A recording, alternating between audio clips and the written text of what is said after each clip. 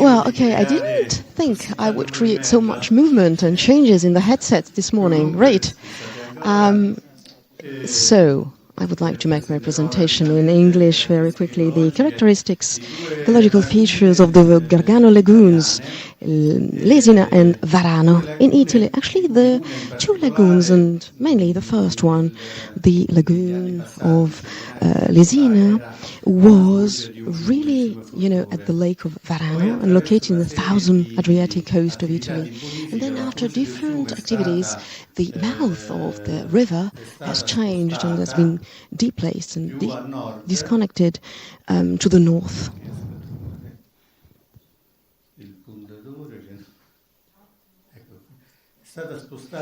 So this is the direction, northern part of the Puglia regions.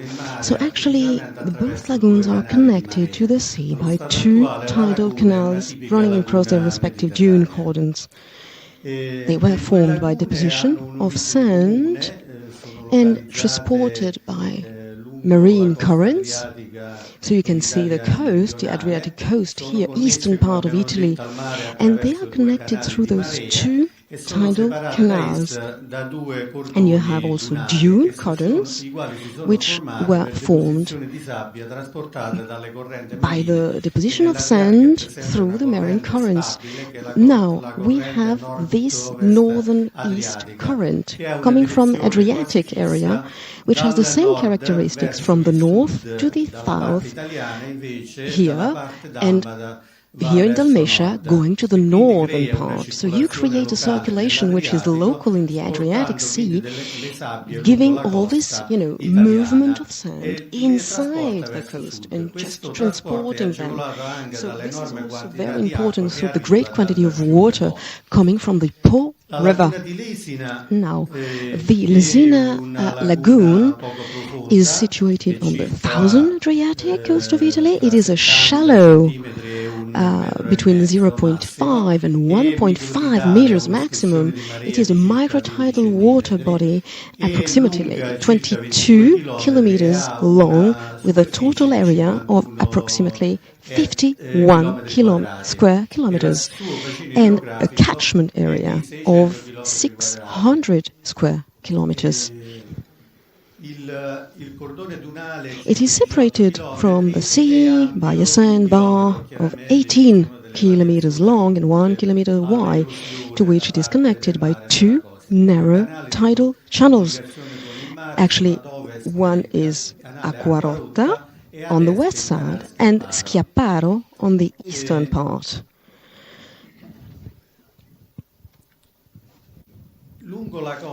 So along this part, so the southern part, you have actually all the fresh water, so the main freshwater input. So you have the Lauro and Zanella rivers, and they collect waste waters from most of the catchment area.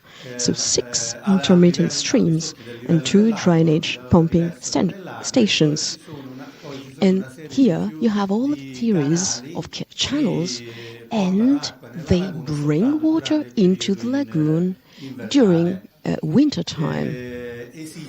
You also have, for this reason, gradient, which is changing by east and west.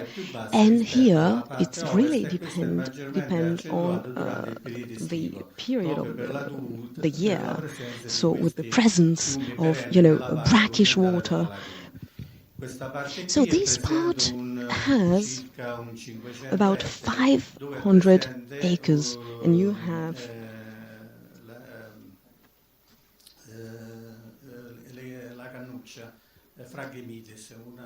one of those big quality of sand.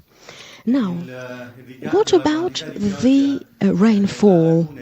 You have about 400 to 1,000 millimeters per year, and this is very important because you have a strong seasonal pattern with low levels in summer and most rainfall in autumn to winter.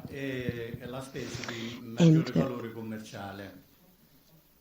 Then you have in the lagoon, currently 30,000 people live within its immediate catchment area, but during the summer season the number doubles due to the presence of tourists. The catchment area is overexploited for agricultural activities, which entails crop rotation 2-3 times per year. In addition, many fish and livestock farms discharge into the lagoon, and here it's a bit, as you see, larger in that part, so the lake of Varano. And of course you have the northern coast of the Gargano promontory, and it looks like a real lake for its both shape and coast sloping straight down to waters. So the lagoon is partially isolated by the Thousand Adriatic Sea through a coastal barrier named Isola. So you have different production for agriculture according to the area. According to the climatic station located near Gargano, the most rainy season is winter, as you see. So for Varano Lagoon, we have different opportunities. And we have a lot of activities, mainly fish farming and zootechnic activities. Now, what about the impacts of these two lagoons? Let's see the anthropogenic stresses on Lesina Lagoon. So it is connected with the sea through two narrow and relatively long canals. So it makes part of the Gargano National Park, and you have a great part of the lagoon where you cannot make certain activities, and namely in this part around this area you have areas which do not make part of the Gargano Park. So around there you can make human activities and hunting activities. So in this area it is namely dedicated to human activities. No, what about the impacts? You have highest impact in this western part of the lagoon, where you have Lesina, so agriculture, as I said, but also highest levels. But if you take into consideration the references here of the European regulations, you can see the other data which are lacking. Actually, it's this station near Lesina which keeps us all the numbers from 0 to 10. Here they're very, very low, about 36 for a total, which would come from areas which are very impacted. Now, what about the Varano Lagoon, the catchment area?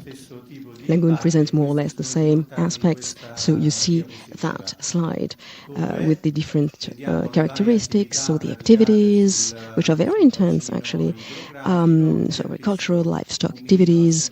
You also have here fishery and aquaculture, and you have all the impacts. Now, what about the patterns of the lagoon? Well, of course, the water temperature follows a seasonal trend, as we said, with the lowest values in winter. We are here. So, the temperature, as we said, has the lowest values in winter, about under 10 degrees, and the highest in summer, above 30 degrees. So for some occasions we also had ice which was present on the lake, but as we said, very high degrees, very high temperatures, even more than 30 degrees.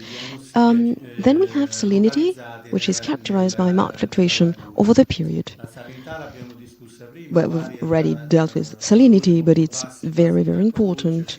The zone close canals are characterized by highest value, 37.56 in summer period. And then you can get to those levels. And the highest concentrations of nitrogen also.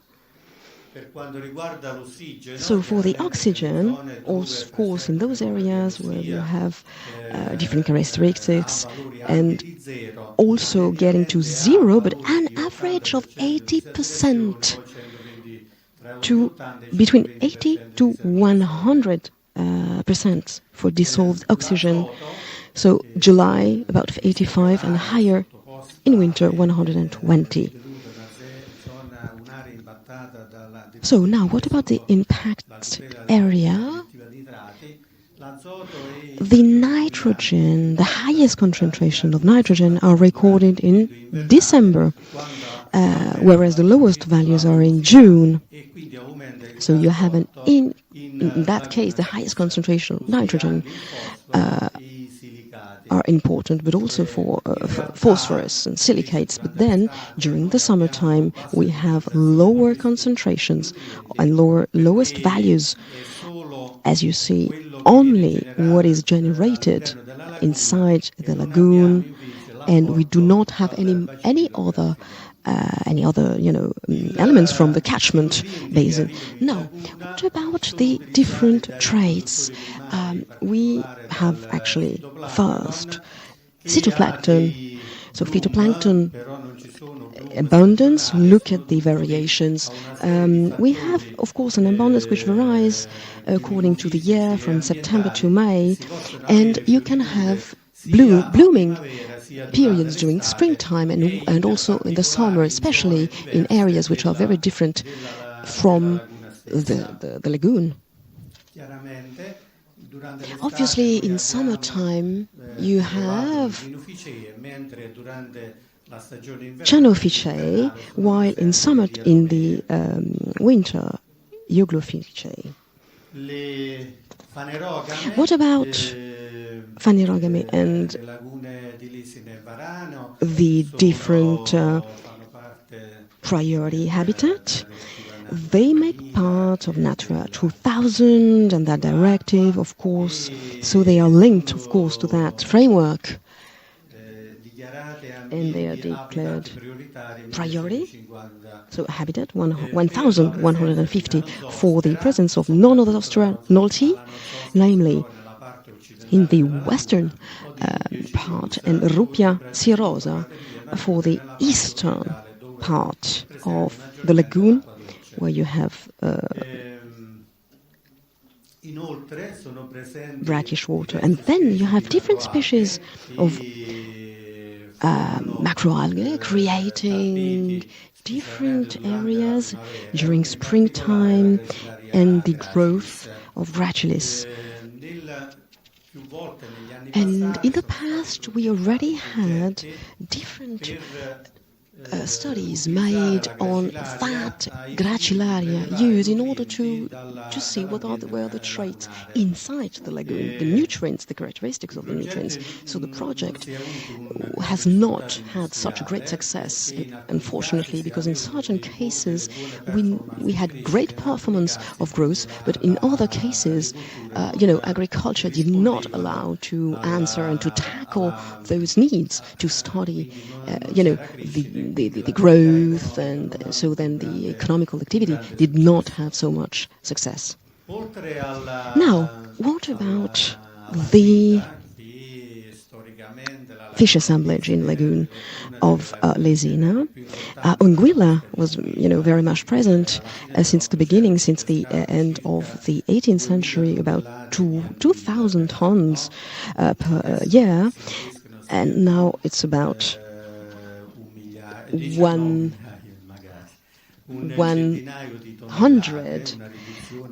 tons, so it's a collapse, of that species. But then the other, which are stable, are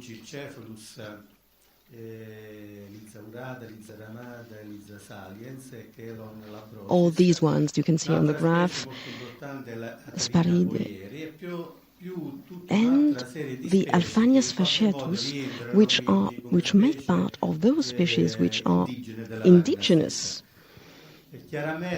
And of course, these species which are, more important because they are linked to that precise ecosystem. And you have, according to the abundance, as we were saying, the species are the ecological ones,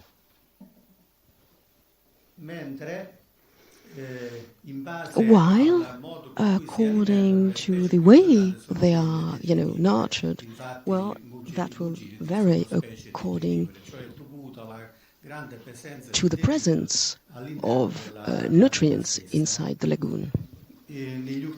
Now, in the last years, we have a lot of different species which are not endogenous but exotic.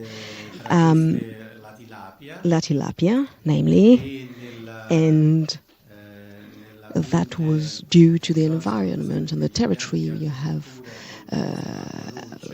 fish farming with fresh water, and that was, used to recycle the materials which were present and derivating from the breeded species. And now we have others which have been introduced as Callineatus sapitus, and they have high commercial value, and they are used and fished, and also for the Procambarus clarki from Louisiana, and then another species which is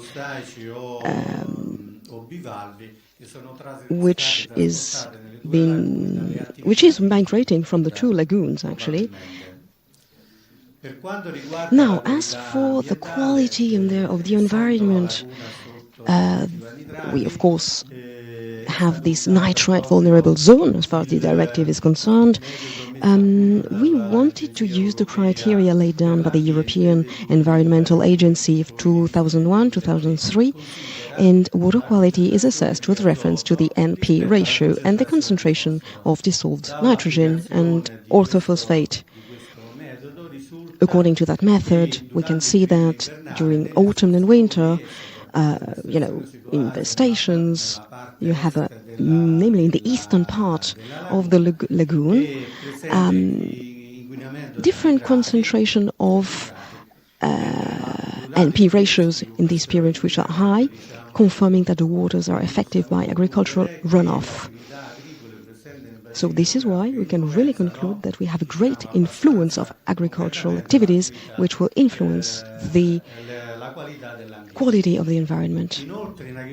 Moreover, you have also different types of pesticides, pollutants in general, which are found in those areas of high human impact, and also industrial pollutants, which can really make disasters. And here we can see on the graphs the different levels and concentrations of pollutants and molecules which are found inside the lagoons, which can create really a risk for toxicity. Of course, you also have nickel and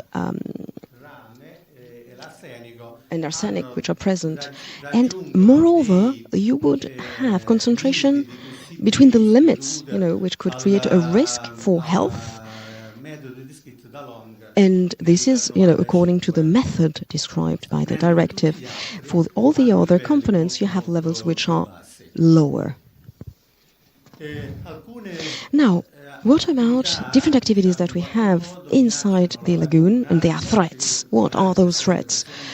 First, everything which is linked to the bird park, and it represents actually great threats, and near the habitat of Lesina.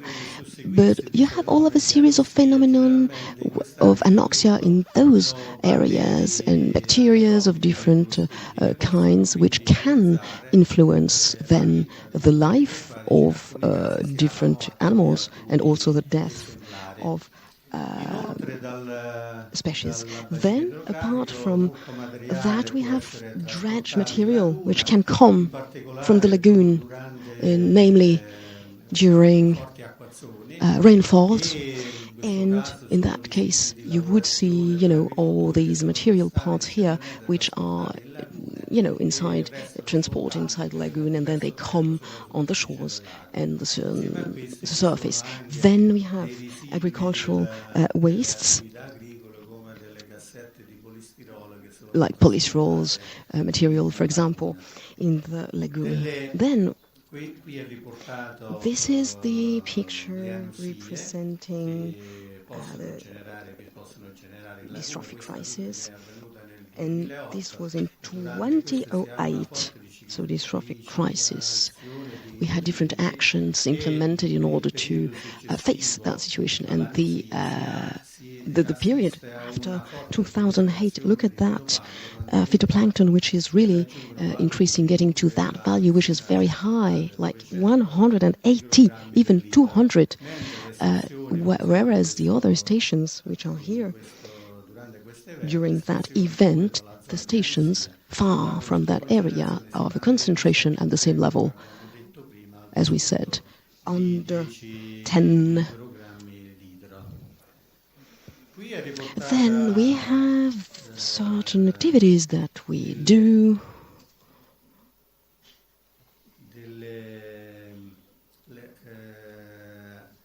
So fishing activities, here we have an old aconchi, so-called, built in 1963 in order to, protect fishes and just have them, around this area.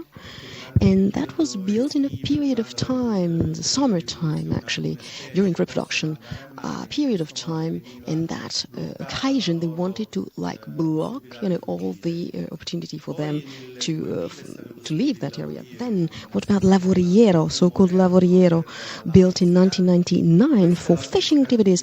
Then this is the craftsman activities. Look at that, so-called paranza, where you actually build this wooden surface that would divide the lagoon, and then you would use sandalos, which are those small and typical regional boats that we have for the lagoon, so-called sandalo.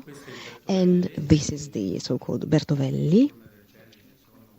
So you can see some of them diffused in the territory.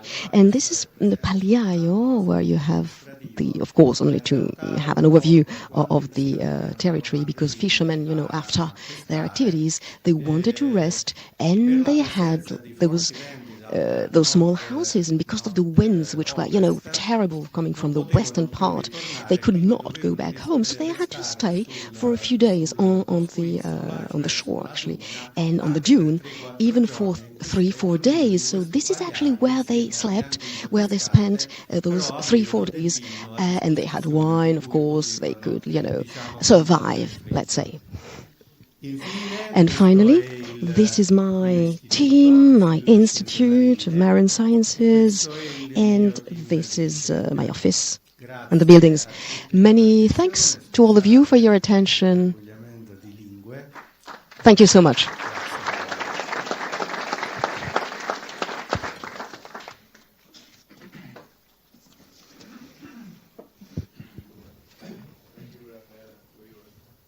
Quindi grazie mille.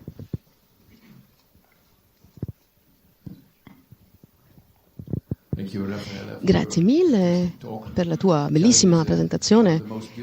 Allora, l'italiano è la più bella lingua, penso che esista, attenzione. E quindi mi spiace per le altre lingue, i traduttori, però è così. E ci sono domande? There should be a question, of course, yes. Sì, prego. Buongiorno.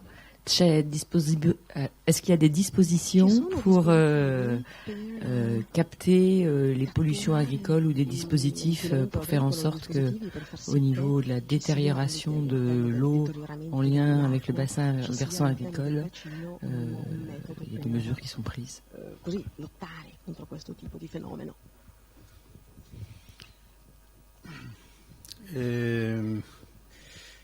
Normally,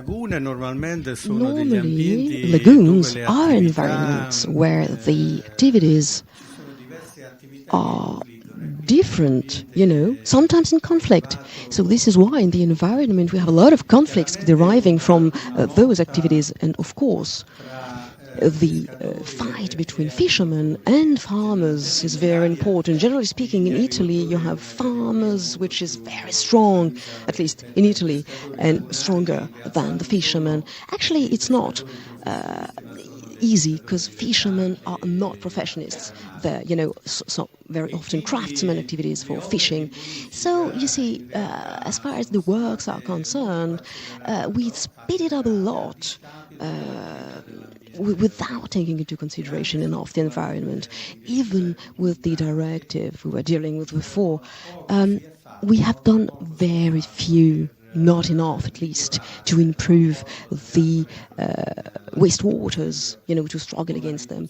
And we had a reduction, of course, of fertilizers and the quality of fertilizers as well.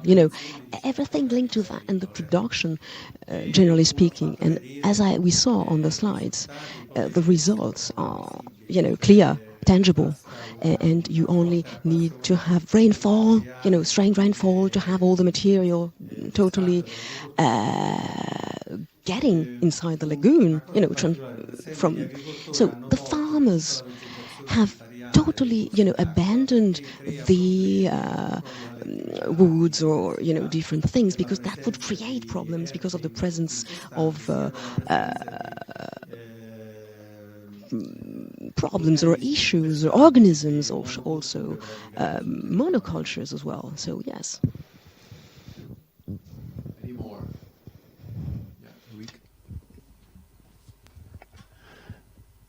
Je voudrais être sûr qu'il n'y a pas eu une erreur dans un des tableaux où vous indiquez qu'il y a une concentration d'azote totale beaucoup plus forte en été qu'en hiver. Je pense que c'est l'inverse, à moins que l'analyse n'ait pas été faite sur de l'eau filtrée et donc incluait aussi le phytoplancton.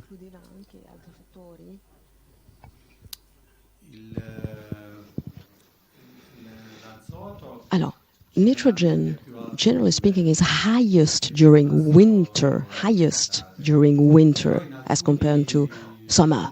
But in some places of the lagoon, probably because of the regeneration which is possible during summer of some species, of speeding up, of the reproduction of minerals and organics. So that could happen, highest concentration of nitrogen and phosphorus as well, because during summertime you have actually a diminishment of oxygen, and then we register these values. I do confirm. Now, we have the standard values. So yeah, the standards tools. We use them. So.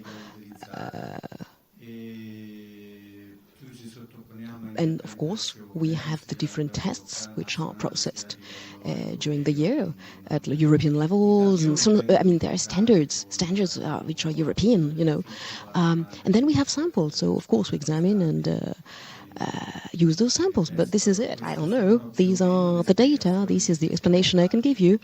About that phenomenon. Of course, we do think that during the winter, you have to sum all those concentrations, and that could reduce the transportation inside the catchment area. It would be the most important factor to have an increase of the level of nitrogen which we'd register during the whole year, which is, of course, fluctuating. Okay, I think we keep it to this, unless there is a very important, urgent need for an extra question. We come back to this system in the final panel discussion. So if you think you have another question, of course you can keep it to that. So thank you very much. Grazie.